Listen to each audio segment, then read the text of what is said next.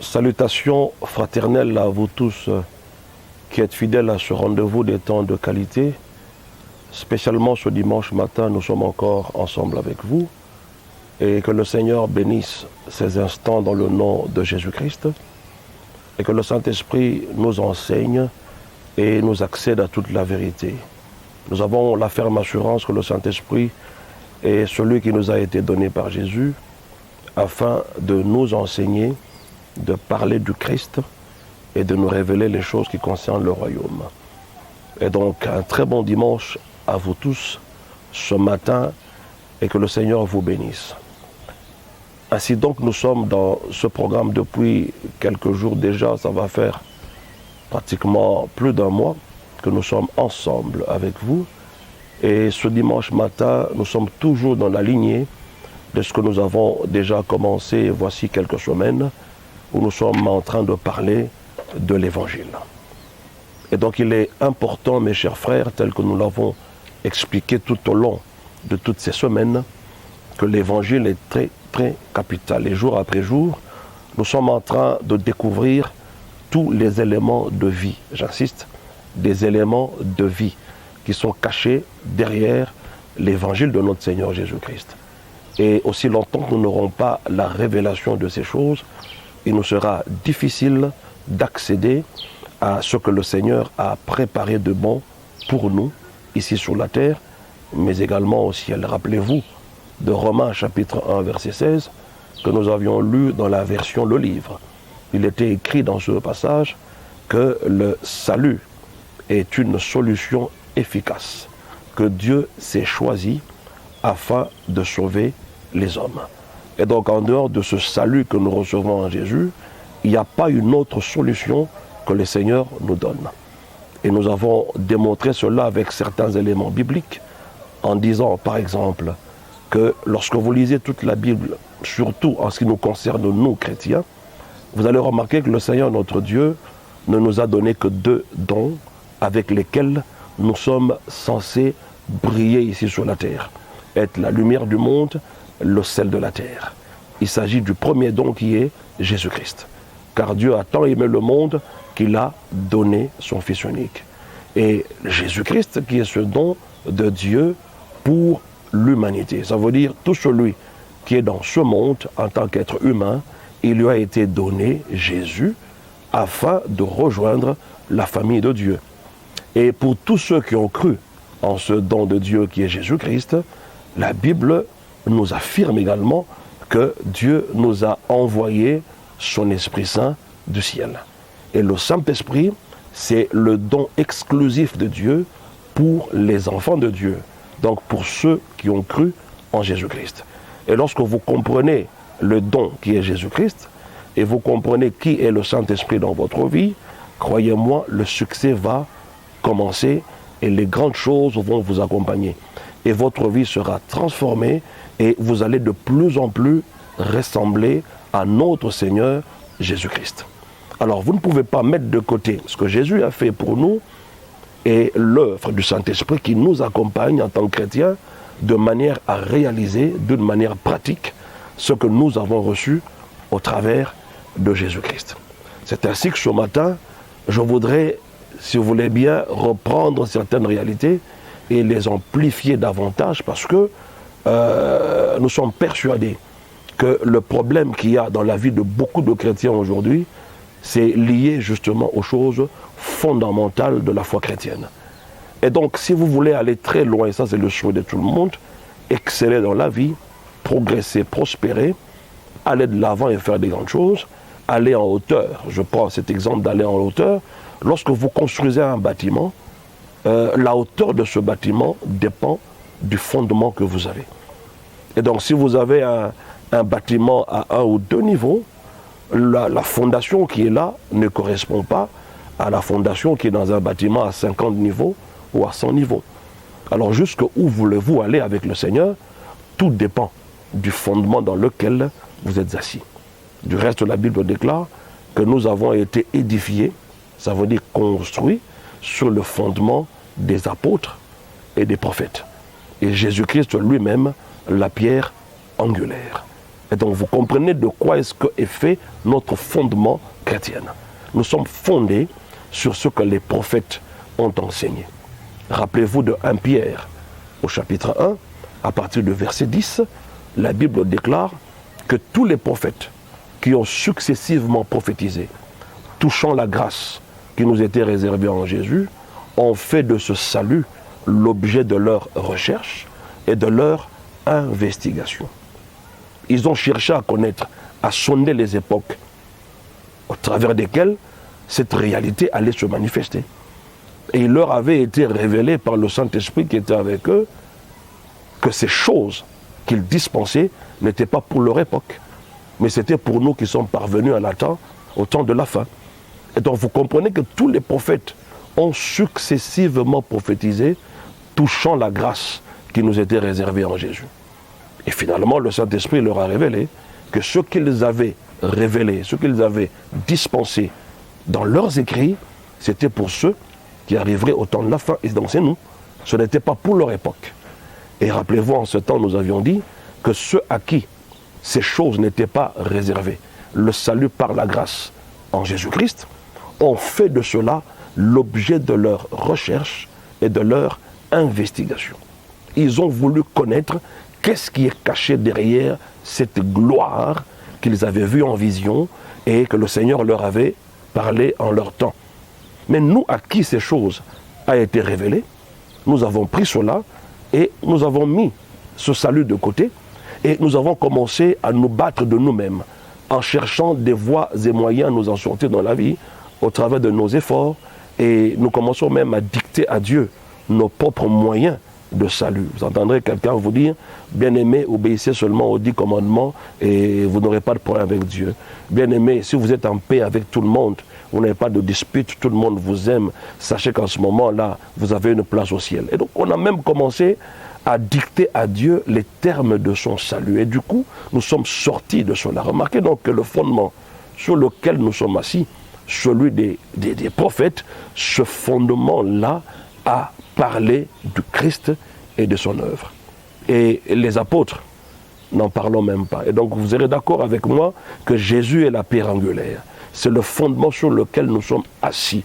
Et donc ce fondement, nous devons mieux le connaître.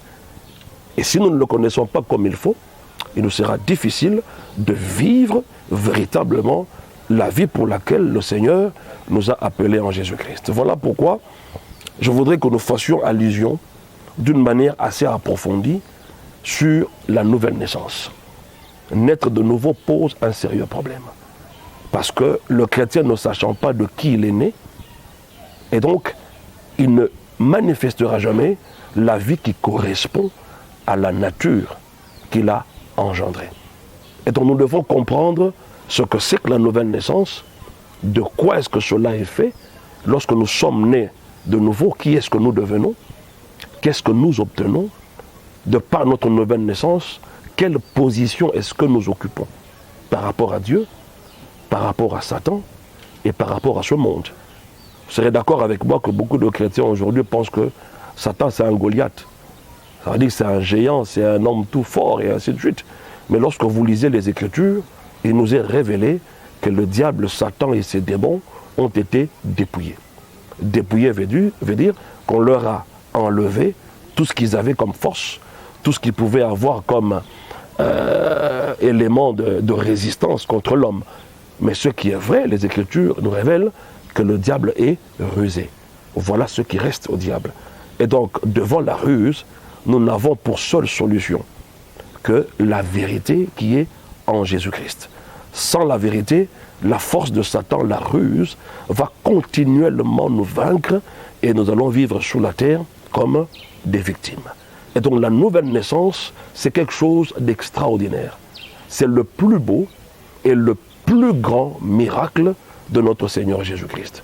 Et de ce miracle-là de la nouvelle naissance découle tout le reste des miracles. Tenez, selon qu'il est dit, il est écrit dans Marc au chapitre 16, voici les miracles qui accompagneront ceux qui auront cru en mon nom. En d'autres termes, on va simplement dire, voilà les miracles, voici les miracles donc qui accompagneront tous ceux qui seront nés de nouveau.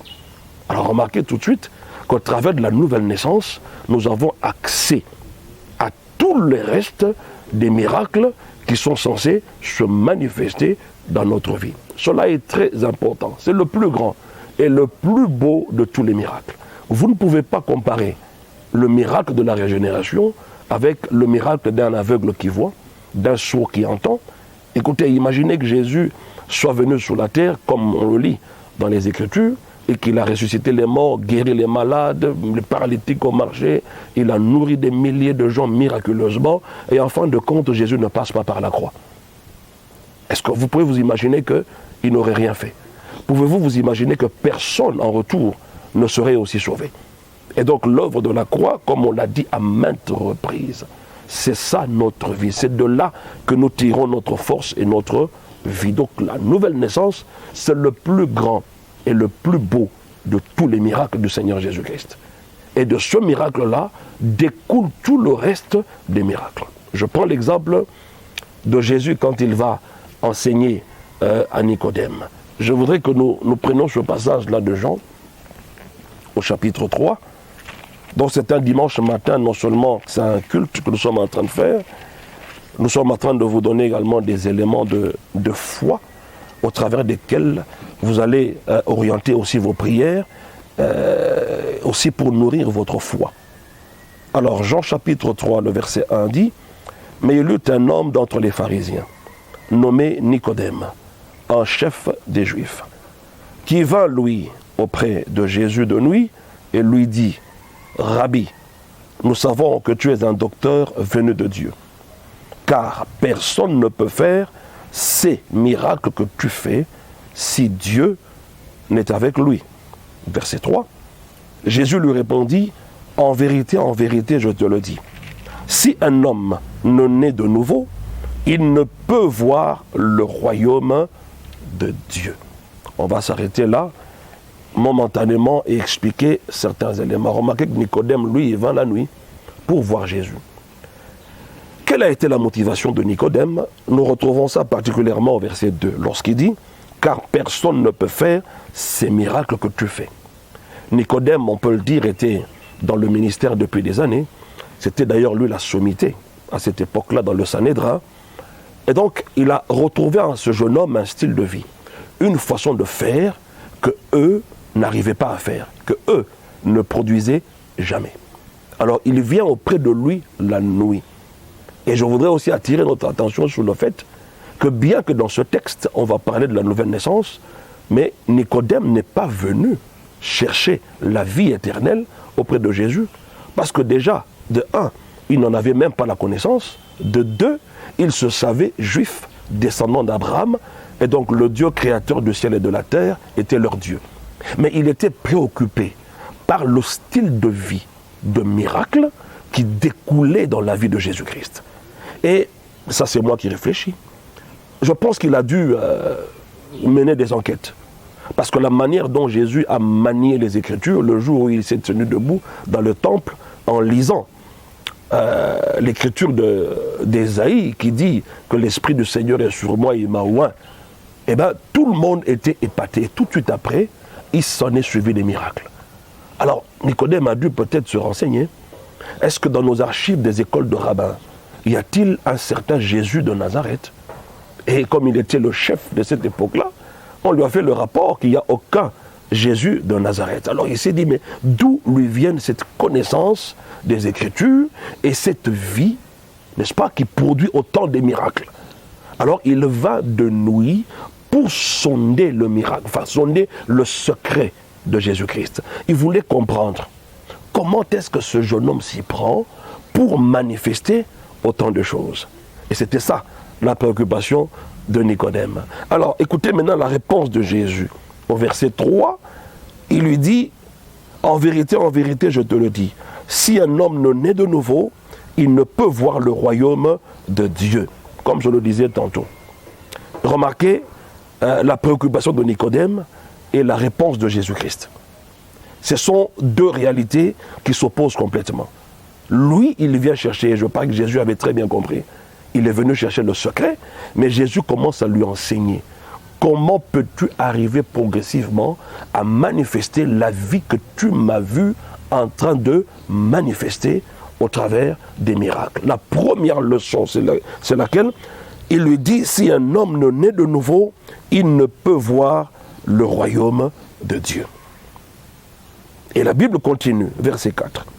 Nicodème lui dit, comment un homme peut-il naître quand il est vieux? Peut-il rentrer dans le sein de sa mère et naître? Verset 5, Jésus répondit, en vérité, je te le dis, si un homme ne naît d'eau et d'esprit, il ne peut entrer dans le royaume de Dieu. Vous serez d'accord avec moi que la première leçon qui amène quelqu'un à aller progressivement jusqu'à manifester la vie que Jésus a manifestée, dont nous avons le témoignage dans les Écritures, cette première leçon, c'est la nouvelle naissance. Et c'est de là que réside la plupart de nos problèmes. Si un monsieur comme Nicodème, qui chaque sabbat étudiait la loi de Moïse, étudiait les écrits de prophètes, n'avait pas la révélation sur la nouvelle naissance, alors croyez-moi que jusqu'aujourd'hui, il y a beaucoup de gens qui n'ont pas la révélation de la nouvelle naissance. Ils se disent peut-être nés de nouveau, oui, mais nés de nouveau en train de croire des choses de l'ancienne nature. Ils sont persuadés, au travers de leurs dires et de leurs actes, que rien ne s'est passé de nouveau lorsqu'ils sont passés de la mort à la vie en recevant Jésus-Christ dans leur vie. Et donc, si la première leçon de la vie chrétienne, qui est la nouvelle naissance, pose encore autant de problèmes jusqu'à nos jours, alors vous comprenez pourquoi il y a autant d'hérésies en ce qui concerne la position du chrétien. Et donc notre position dépend de la compréhension que vous avez de ce que la Bible dit, naître d'eau et d'esprit. On va voir ça un peu plus loin, que naître d'eau ici n'a rien à voir avec le baptême d'eau par immersion. Naître d'eau, c'est en rapport avec la parole de Dieu. C'est pour dire que la nouvelle naissance, c'est l'œuvre conjuguée de la parole et de l'esprit.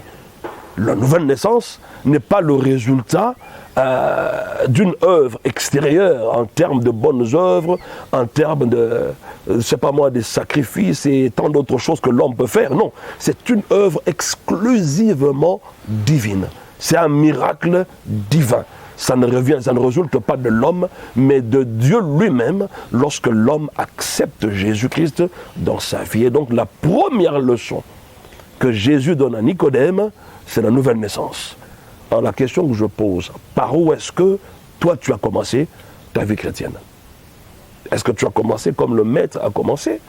Ou bien tu as commencé par autre chose? Donc, lorsque nous ne commençons pas là où il faut commencer, croyez-moi mes chers frères, ça pose un sérieux problème dans la foi chrétienne. Alors, nous continuons la lecture. Le verset 6 dit ceci. Ce qui est né de la chair est chair, et ce qui est né de l'esprit est esprit. Verset 7. Ne t'étonne pas que je t'ai dit, il faut que vous naissiez de nouveau.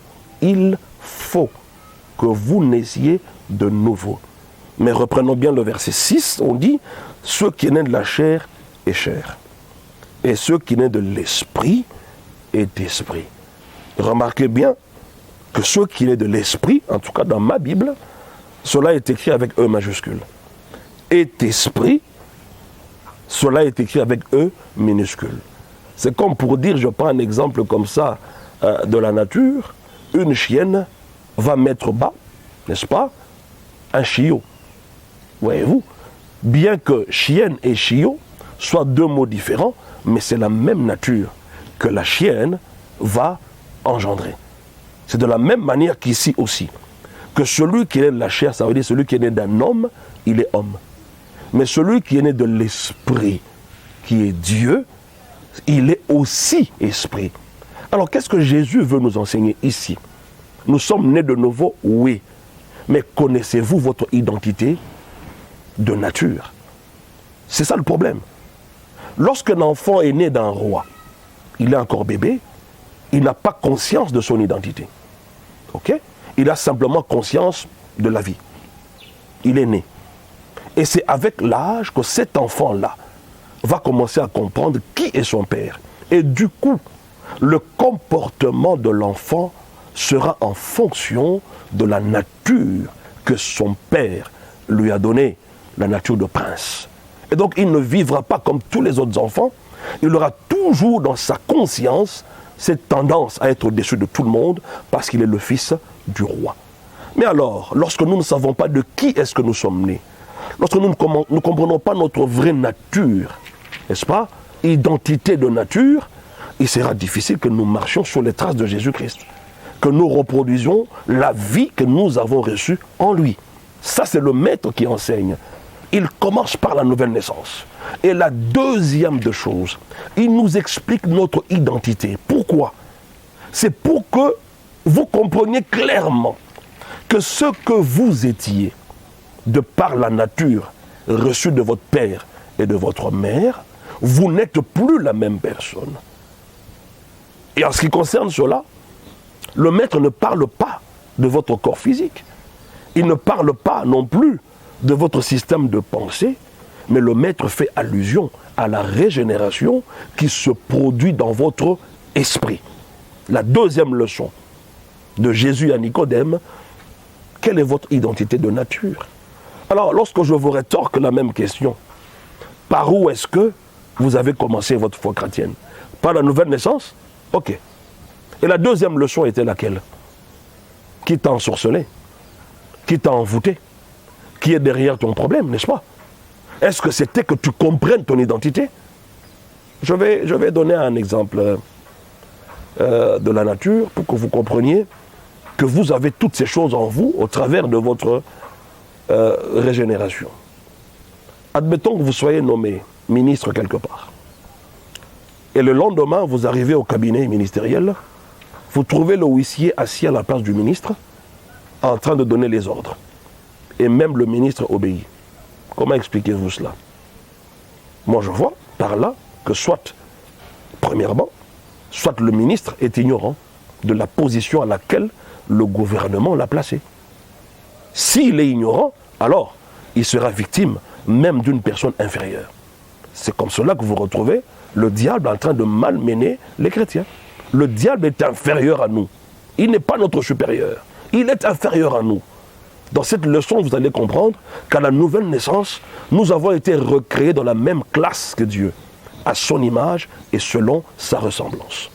La deuxième raison pour laquelle le ministre est en train d'occuper une position inférieure au huissier, alors qu'en réalité c'est lui le ministre, nous avons dit la première leçon, la première cause, soit le ministre est ignorant. La deuxième cause, c'est le ministre lui-même qui permet au huissier de faire ce qu'il est en train de faire maintenant. Deux raisons valables. Je ne vois pas d'autres raisons. Alors je me pose la question. Si vous êtes ainsi malmené par Satan, quel est le rôle de votre tante sorcier dans cette affaire-là? Votre oncle qui vous ensorcelle. Quelle est sa part dans cette affaire-là? Est-ce vous-même qui êtes responsable de ce que vous êtes en train de vivre par l'ignorance et par le fait de permettre à Satan de faire ce qu'il fait? Parce que du reste, vous avez le pouvoir sur Satan, sur sa puissance, et que rien ne peut vous nuire. Cette autorité, Jésus vous l'a léguée. Jésus a récupéré toute l'autorité. Il dit, tout pouvoir m'a été donné dans le ciel et sur la terre. Tout pouvoir. Et si Jésus dit tout pouvoir, alors je pose la question de savoir, le diable est resté avec combien de pouvoir? Zéro pouvoir. Et ce même pouvoir-là, que Jésus a complètement récupéré, il n'est pas allé avec au ciel, il nous l'a légué. Il nous a dit, je vous donne le pouvoir. Mais alors, si vous ne l'exercez pas, si vous ne l'utilisez pas, Jésus ne fera jamais ce que vous êtes censé faire à votre place. Voilà pourquoi nous sommes en train de mourir. Comprenez votre identité de nature. Né de nouveau, oui. Avez-vous compris ce que vous êtes devenu? En comprenant ce que nous devenons, c'est alors que même la foi prend tout son sens. C'est alors que même l'assurance en Jésus prend tout son sens. Mais si vous ratez de comprendre qui suis-je en Jésus-Christ, je vous dis, c'est sur base de cette ignorance-là que le diable va continuellement vous malmener. Nous continuons toujours dans Jean chapitre 3, nous arrivons au verset 8, il est écrit, le vent souffle où il le veut. et tu en entends le bruit. Mais tu ne sais d'où il vient, ni où il va. Il en est ainsi de tout homme qui est né de l'esprit. L'homme qui est né de l'esprit, au verset 8, on vous explique comment est-ce qu'il opère, comment est-ce qu'il marche. Ici, vous retrouvez la marche par l'esprit. Né de nouveau, oui. Lorsque tu comprends ton identité, que tu es un esprit. Troisièmement, tu dois opérer comme un esprit. Tu ne dois pas opérer comme une personne physique, mais comme une personne spirituelle. Et lorsque tu opères dans cette dimension, tu marches par l'esprit. Qu'est-ce que la Bible déclare ici? Certes, le vent souffle, il s'agit de toi. Tu es comme le vent, tu souffles. C'est-à-dire tu es en mouvement. Il souffle où il veut. Ça prouve déjà ici, quand tu as la révélation du verset 8, tu vas oublier toutes vos histoires des démons de blocage, des démons de freinage, parce que tu comprends ta vraie nature, la manière dont tu es censé opérer. Tu vas opérer comment? Vous voyez, dans nos supermarchés aujourd'hui, lorsque vous arrivez à l'entrée du supermarché, les portes, la baie vitrée s'ouvre automatiquement. À quelques 1 mètre, 1 mètre et demi, ça s'ouvre automatiquement. C'est de cette manière-là que votre vie va opérer. Il y a des obstacles, oui. Il y a des attaques, oui. Il y a des tentations, oui. Mais la Bible déclare que vous ne serez jamais tentés au-delà de vos forces. Ça prouve à suffisance que lorsque vous avez cette nature, vous n'aurez aucune tentation qui sera plus forte que vous. Mais lorsque vous voulez réagir au travers de votre nature charnelle, vous allez succomber. La façon dont vous êtes censé répliquer à toutes ces attaques, c'est au travers de ce que vous êtes devenu en Jésus-Christ. Une nouvelle création. Le vent souffle, c'est toi qui souffles. Où tu veux, la Bible le dit clairement. Et tu en entends le bruit. Tu as écho de la vie de cette personne-là, esprit. Mais tu ne sais d'où il vient, ni où il va. Personne ne sait d'où je viens et où je vais. Non, voilà, le diable et ses démons m'ont empêché, tout ça. Non, le problème, c'est quoi? C'est que les chrétiens nés de nouveau, certes, ils ont raté la deuxième révélation qu'ils étaient censés avoir. Voyez-vous, laquelle? Je suis né d'esprit. Et donc, je suis un esprit. Alors, en tant que tel, je dois marcher comment? Troisième révélation, comme le vent, comme l'esprit. Personne ne sait d'où je viens et où je vais. C'est ainsi que tous ces faux enseignements, des démons de filature, des démons de je ne sais quoi, bon, je ne suis pas en soi en train d'indexer qui que ce soit, mais nous parlons des réalités de ce que nous entendons dans nos milieux ecclésiastiques et nous comparons cela à la lumière de la parole de Dieu. Celui qui a très bien compris la première leçon qui doit naître de nouveau et qu'il reçoive Jésus par la foi est réellement sauvé. La deuxième chose, si vous comprenez votre identité de nature, la troisième chose, c'est la marche de cette nouvelle création. Comment marche-t-elle? Alors quand vous marchez dans cette dimension, la marche par l'esprit, vous marchez dans une sphère où le diable n'a aucune autorité. Mais lorsque vous marchez par la chair, alors vous marchez dans une sphère où le diable a toute autorité. Parce que les œuvres de la chair, ce sont les œuvres des ténèbres. Ce ne sont pas les œuvres que le chrétien est censé manifester, ce qu'on appelle communément le fruit de l'esprit, qui est le caractère même de Jésus-Christ. Donc, 3 leçons fondamentales que Jésus enseigne à Nicodème. Pourquoi? Pour répondre à sa préoccupation. Laquelle? Verset 2, Jean chapitre 3, nous réalisons. Il vint, lui, auprès de Jésus de nuit et lui dit, « Rabbi, nous savons que tu es un docteur venu de Dieu, car personne ne peut faire ces miracles que tu fais si Dieu n'est avec lui. » Il reconnaissait que Jésus était un docteur venu de Dieu et qu'il faisait des choses que nul autre ne faisait. Ils se sont rendus compte réellement, chaque sabbat, ils ont les écrits des prophètes et la loi de Moïse. Les gens venaient à la synagogue malades et sortaient malades. Les gens venaient avec divers problèmes et rentraient avec les mêmes problèmes. Et c'était devenu une routine, une religion. des apparences extérieures qui conviennent à la piété, mais qui renient même la force et la puissance de la piété. Et lorsque Jésus va pour la première fois dans le temple, il prend le même livre des écrits des prophètes que eux utilisaient année après année, siècle après siècle, sans voir de résultat. Mais pour la première fois que Jésus rentre dans le temple, prend le même livre, il en produit des signes extraordinaires. Alors Nicodème était préoccupé. Quelle a été la réponse de Jésus pour satisfaire Nicodème, pour te satisfaire aujourd'hui, afin que tu comprennes le style de vie auquel tu es appelé à vivre? 1. Nouvelle naissance. 2. Identité. Tu dois connaître ton identité de nature. 3e chose, la marche par l'Esprit, la mouvance dans le Saint-Esprit. Lorsque vous maîtrisez ces 3 choses, croyez-moi, vous êtes sur le fondement qu'il faut afin de commencer maintenant à découvrir le reste de choses dont parle la Bible. Vous savez, si vous ne marchez pas par l'Esprit, comment serez-vous enlevé?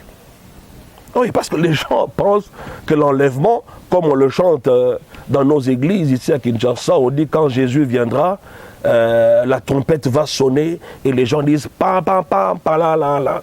Ça veut dire que les gens vont entendre pam pam pam pa la la la. Vous n'entendrez pas de pam pam pam pa la la la. Non. Si déjà aujourd'hui, vous ne savez pas écouter la voix de Dieu, comment écouterez-vous le son de la trompette? Parce que le son de la trompette, c'est la voix de Dieu, c'est le signal de Dieu. Et ce signal-là va se faire en esprit. Et si spirituellement, vous n'êtes pas capable de discerner les temps, de discerner les réalités du moment, quand comme Jésus l'expliquait, lorsque vous voyez ceci, sachez qu'il y a cela. Lorsque vous verrez cela, sachez que le Fils de l'homme est à la porte. Mais lorsque vous ne comprenez pas les signes du temps, vous ne savez pas les discerner par l'esprit, alors comment écouterez-vous le son de la trompette, le signal de Dieu, pour que vous soyez enlevés? Mes chers frères, c'est bien de dire aux gens aujourd'hui que voilà, il y a des pandémies, il y a ceci, le Christ est à la porte, voilà l'enlèvement arrive, je suis d'accord avec ça à 100%, avec tous les signes que nous voyons. Mais qui sera enlevé? Ce sont des choses dont on va parler un peu plus loin, mais ici, comprenons d'abord les 3 leçons fondamentales que Jésus va donner à Nicodème. Mes chers frères, vous savez, vous ne pouvez pas atteindre la grandeur, vous pouvez atteindre la grandeur que par la vie de l'esprit. Si vous ne comprenez pas la vie de l'esprit, c'est un sérieux problème. Remarquez bien tous les appelés de l'Ancienne Alliance. La vie à laquelle le Seigneur les appelait, c'était la vie de Jean 3, verset 8. La vie de l'esprit. Ah oui. Vous pouvez voir la vie de Abraham, c'était la vie de l'esprit. Parce que marcher par la foi, c'est marcher par l'esprit. Alors je voudrais vraiment que ce dimanche matin, que chacun de nous analyse à nouveau ces 3 éléments. Nouvelle naissance, ok, identité de nature, et 3e, comment est-ce que celui qui est né de nouveau, n'est-ce pas, qui a une identité d'esprit spirituel, est censé marcher dans son quotidien. Ces 3 choses-là vont constituer une force pour ta vie. Et lorsque Jésus termine plus ou moins son discours au verset 9, Nicodème lui dit, comment cela peut-il se faire? Donc pour Nicodème, cela était impossible. Comment cela peut-il se faire? Et donc il y a des gens qui peuvent aussi me poser des questions de savoir, mais comment on va y arriver? Nous allons à l'église tous les jours. Oui, on va à l'église, ça c'est une très bonne chose. Mais comprendre les choses derrière les Écritures, la vie qui est cachée là-bas, ça c'est une autre paire de manches. Alors si Nicodème a posé la question, il y a aussi des gens qui peuvent poser les mêmes questions aujourd'hui. Remarquez le verset 10, dit, Jésus lui répondit, tu es le docteur d'Israël et tu ne sais pas ces choses. Jésus ne dit pas que tu es un docteur en Israël, mais tu es le docteur d'Israël. Et Jésus désigne ici Nicodème spécifiquement comme une sommité, n'est-ce pas, à cette époque-là. Le grand docteur en théologie, mais qui ignore la nouvelle naissance, l'identité du chrétien et la marche par l'esprit. Alors mes chers frères, par rapport à la première leçon, tout celui qui n'est pas encore en Jésus-Christ, vous devez savoir que vous avez un problème. Et le problème que vous avez, ce n'est pas un problème de faim, ce n'est pas un problème de maladie, ce n'est pas un problème de célibat, ou tout ce que vous pouvez me citer sur le plan social. Le problème que vous avez, c'est celui du péché. Je parle bien du péché au singulier. C'est cela la source de tout ce qui s'appelle mal ici sur la terre. Et donc pour ce problème-là, sachez que tout celui qui est né naturellement d'un homme et d'une femme est né sous l'empire du péché. Il est pécheur, c'est-à-dire enfant de Satan.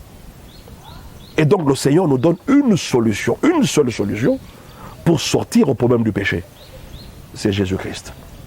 Selon qu'il est écrit, il n'y a de salut en aucun autre, car il n'y a sous le ciel aucun autre nom qui nous ait été donné par lequel nous devons être sauvés.